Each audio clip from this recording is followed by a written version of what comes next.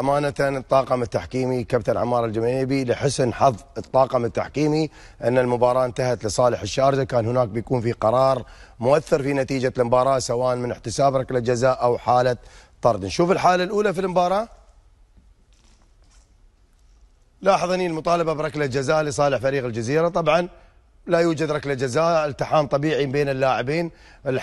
لو تلاحظ حتى لاعب نادي الشارجة اللي هو كايو لاحظ ما في أي مخالفة، وقرار سليم بعدم احتساب ركلة جزاء لصالح فريق الشارجة. نشوف الحالة اللي بعدها.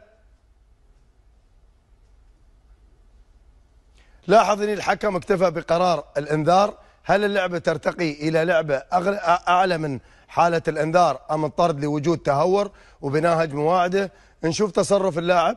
لاحظ نعم هناك في ركل، لكن الركل أتى على الحذاء وقرار الانذار سليم، واللعبة لا فيها استخدام قوة زايدة ولا فيها، بالعكس قرار الانذار سليم ولا ترتقي إلى الكرت الأحمر، وقرار سليم. الحالة اللي بعدها.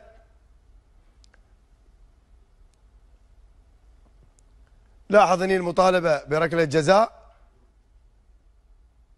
لاحظ تنافس طبيعي، هناك في عملية مسك، هذا المسك غير مؤثر على، لاحظ أيضا دفع، أنا مع استمرار اللعب. لاحظ عندي اللاعب مجرد شعر بوجود اليد رمى نفسه، أنا مع استمرار اللعب وعدم احتساب ركلة جزاء لصالح، لاحظ عندي لصالح فريق الشارجة. شوف الحالة اللي بعدها. أهم حالة في المباراة هني تنتظر، دخلت الكرة مرمى يحتسب هدف، لم يدخل، تم تدخل كرة مرمى، ترجع إلى قرار ركلة الجزاء والدفع في حالة وجود فرصة محققة للتسجيل تروح للكرت الأحمر. طبعا في البداية لا يوجد تسلل، كان قرار سليم من المساعد، لكن شوف التصرف.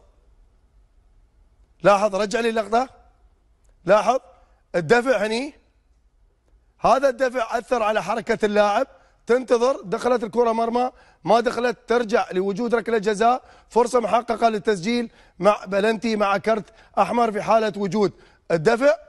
هني طبعا قرار غير سليم، كان يجب على تقنية الفار أن يساعد الحكم في اتخاذ هذا القرار. من حسن حظ الطاقم التحكيمي أن فريق نادي الشارجة فاز في المباراة. شوف الحالة الثانية اللي بعدها. طبعا الحكم اكتفى بالقرار الفني، استخدام اليد في الوجه بشكل متهور. لاحظ يجب إشهار البطاقة الصفراء على لاعب فريق الجزيرة رقم 18 لاستخدام اليد بشكل متهور في وجه لاعب فريق الشارجة. نشوف الحالة اللي بعدها. قرار التحايل، شوف التمركز المثالي للحكم، ما تردد في انذار اللاعب خلفان مبارك واشهار البطاقة الحمراء الصفراء للتحايل، السلوك غير رياضي.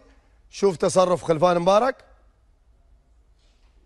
لاحظ عندي استلم الكرة الآن رمى نفسه أمام الحكم، أحسن زاوية، لاحظ على طول خذ خطوة، خذ قرار، هني قرار الكرت الأحمر، الانذار سليم للتحايل.